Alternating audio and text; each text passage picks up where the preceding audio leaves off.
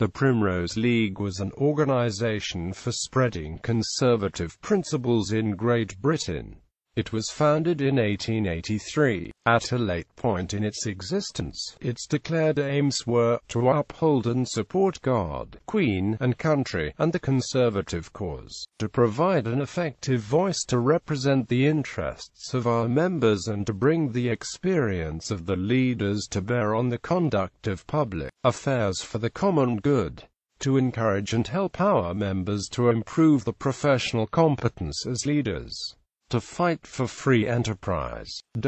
Foundation. The primrose was known as the favorite flower of Benjamin Disraeli, and so became associated with him. Queen Victoria sent a wreath of primroses to his funeral on the 26th of April 1881, with the handwritten message, "His favorite flowers, from Osborne," a tribute of affectionate regard from Queen Victoria. On the day of the unveiling of Disraeli's statue, all Conservative members of the House of Commons were decorated with the primrose. A small group had for some time discussed the means for obtaining the support of the people for conservative principles. Sir Henry Drummond Wolff said to Lord Randolph Churchill, "Let us found a Primrose League." A meeting was held at the Carlton Club shortly afterwards, consisting of Churchill, Wolfe, Sir John Gorst, Percy Mitford, Colonel Fred Burnaby and some others, to whom were subsequently added Satchel Hopkins,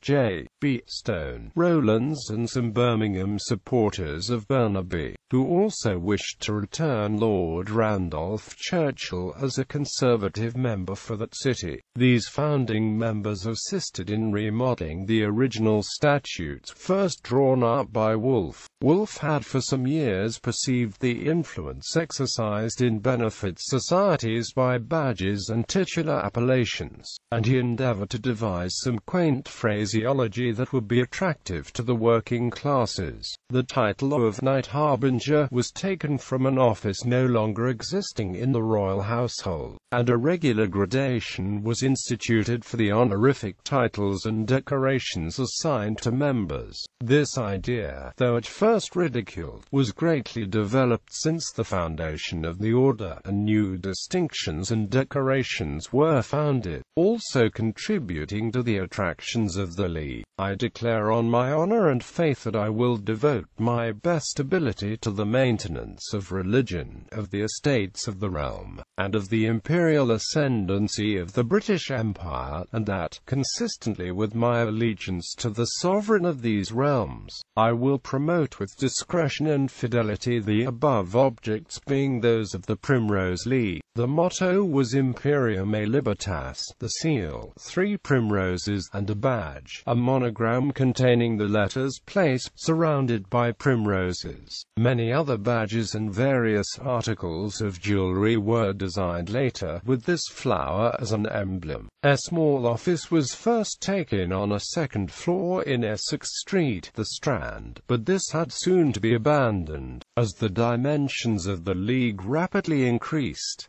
The League had 2 types of members who paid different annual subscriptions: full members who were usually charged half a crown, and associate members who paid a few pence. Ladies were generally included in the first organization of the League, but subsequently a separate ladies' branch and Grand Council were formed. The founder of the Ladies' Grand Council was Lady Borthwick, and the first meeting of the committee took place at her house in Piccadilly in March 1885. The Primrose League was the first political organization to give women the same status and responsibilities as men.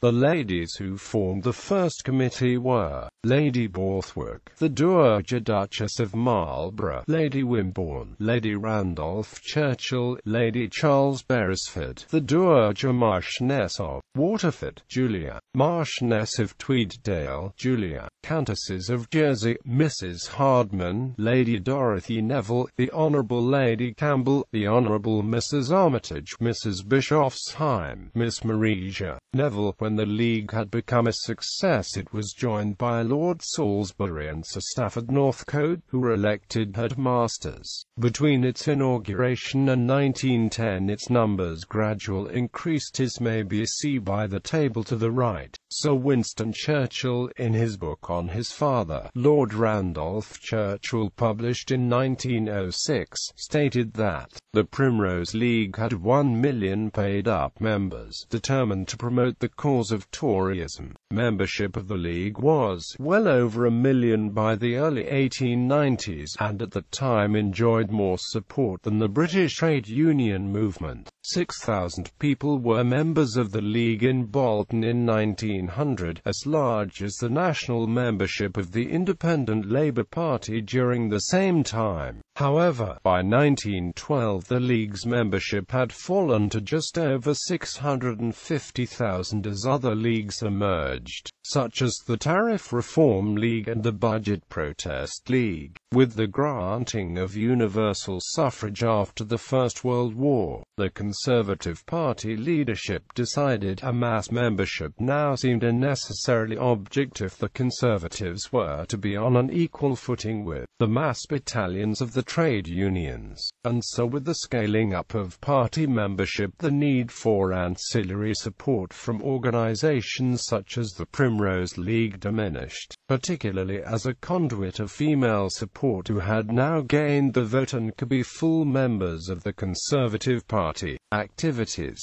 Members were expected to actively support the League, and to keep up interest, a program of social events was organized from the membership, of which the Primrose Summer Fete, often held in the grounds of stately homes, opened for the first time for this purpose, provided the grand annual climax. That the events the members would often be addressed by and have the opportunity to meet members of the Parliamentary Conservative Party. Prior to World War II, the League was still able to pack the Royal Albert Hall for its annual grand habitation. It continued its activities after the war and celebrated its centenary in 1983 with its usual round of social and political events. The League's Gazette carried articles by leading politicians of the day, even Margaret Thatcher, but following the resignation of its industrious secretary of 45 years, Evelyn Hawley, C.B.E., at the end of 1988, it went into terminal decline. Disbandment. The Daily Telegraph reported on the 16th of December 2004, "This week saw a significant event for any observers of political history. After 121 years, the Primrose League was finally wound up."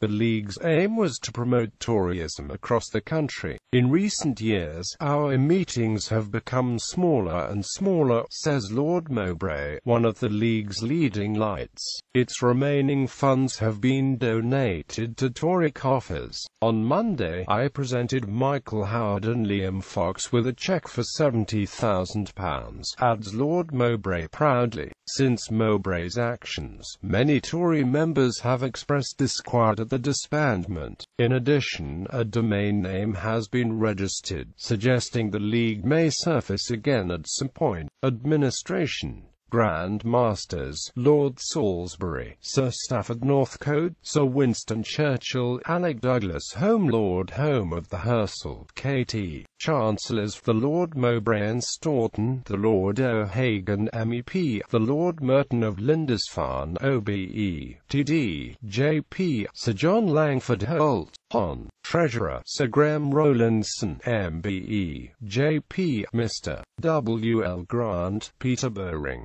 Chairman, Churchill Chapter: Geoffrey Johnson Smith, MP. Chairman, Ladies Churchill Chapter: Mrs. Evelyn King, Judith, Lady Roberts. Chairman, General Purposes Committee: John Hayden Stokes, MP, William Cash, MP, Richard W. L. Smith. Chairman, Political Committee: Richard W. L. Smith. Secretary, Mrs. Evelyn M. Hawley, CBE, OBE. Hon. Director, Roger Bowden, MBE. Trustees: Colonel Sir Leonard Ropner, BT, MC, the Lord St. Helens, MC, the Lord Tweedsmuir, CBE, Robert Cook, MP, the Lord Mowbray and Staunton, CBE, the Lord Denham, PC.